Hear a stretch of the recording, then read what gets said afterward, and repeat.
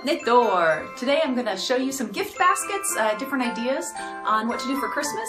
Another video I will show you how to actually do them, but today I'll just give you some inexpensive ways to make your baskets. Dilly beans, dilly onions, and a relish. Some cut in half and just stapled it on, new and hot right now. This is a drinking vinegar food, and it doesn't cost them anything, and it's kind of exciting.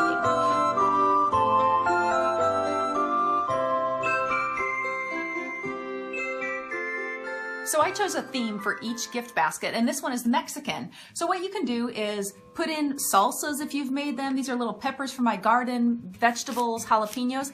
If you haven't done it, go ahead and buy some things that you enjoy. We've got some a tortilla press, Juanitas, a little bit of flour to make the tortillas. You can just use whatever you like, maybe even a cookbook.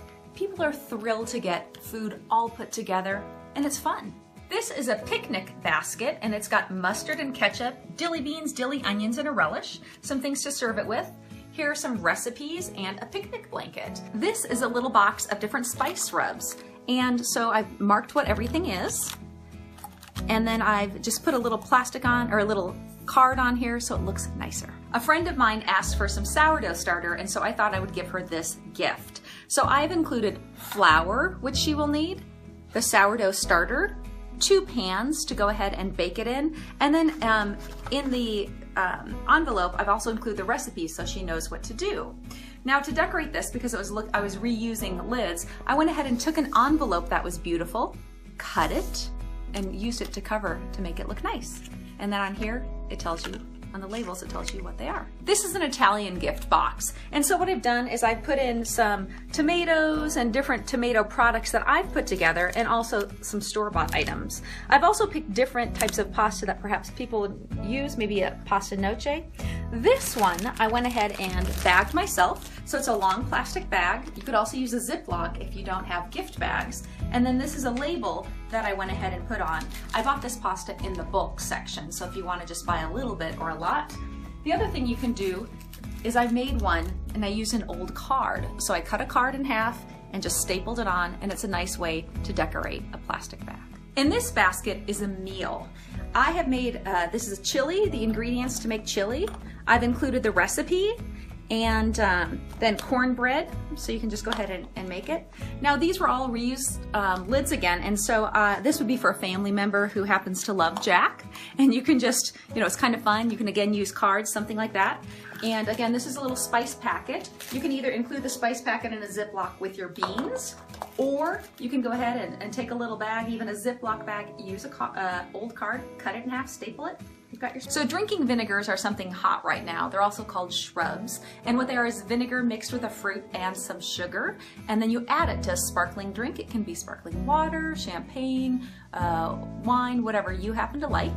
This is a raspberry one, and it's got a label telling you what it is. Martha Stewart collection. These are really cool. And then this is just another card where I happen to like the picture. I cut it out and put it up. So these last 2 boxes are soaps and creams, that kind of a thing. This first box has got a little bit of lavender sachets, and what I did was I took a bunch of lavender that I had, and I had Jack scrape all the lavender heads off, and now I've got a bag full of lavender. So I went ahead and took that lavender and put in little sachets. I also have a wonderful soap that I had purchased, and then a little lotion with a little container. It's a little soap lotion. These again are just labels that I went ahead to make it all match and look nice. Another way to package it would be in a little bag. If you're good at embroidery, or you could purchase one that's already done, you can put it in a little bag. And I happened to purchase these at the end of last season for 50 cents a piece. Again, a lovely smelling lavender sachet. This is a soap I'm not giving away, but it's beautiful. You can purchase or make your own soaps. And then a wonderful smelling lotion. Growing up with a Swedish mother, our house was a little different. Food, culture, things were just a little bit different. And I really appreciate that now, because I'm willing to try different foods, do different things. It's kind of exciting. So with these gift baskets, maybe give a Asian one to someone who's a little afraid of Asian food, or a Mexican for somebody who doesn't try it. It's a great way to introduce new food, and it doesn't cost them anything, and it's kind of exciting.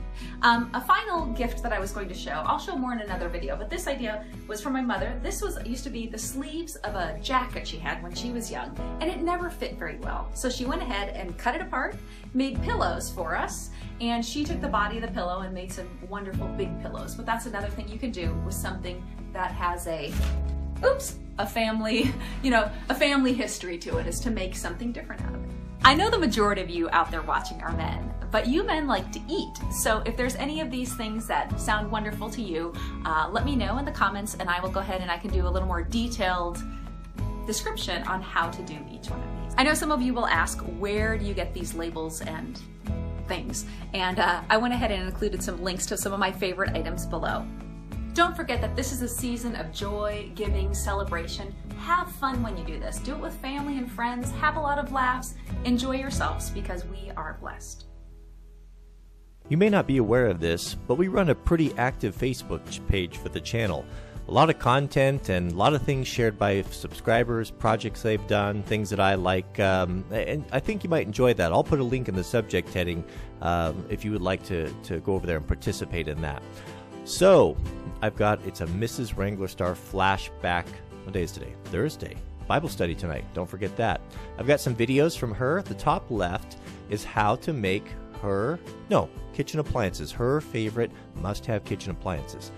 Top right, you get to meet her mom, a real Swede from Sweden, making their famous no-knead bread, which is a staple in the Wranglerstar household. Bottom left, Mrs. Wranglerstar is making my favorite Bigfoot chili. And bottom right is a simple cheese recipe that you can make from home using milk. And that's something we enjoy as well. So if you enjoy this, please show some support for Mrs. Wranglerstar for the effort she put in this video by clicking a thumbs up. I know she'll appreciate it. It'll help motivate her to get more in front of the camera, because I think she does a great job. So thank you very much, and we'll see you guys on the next video.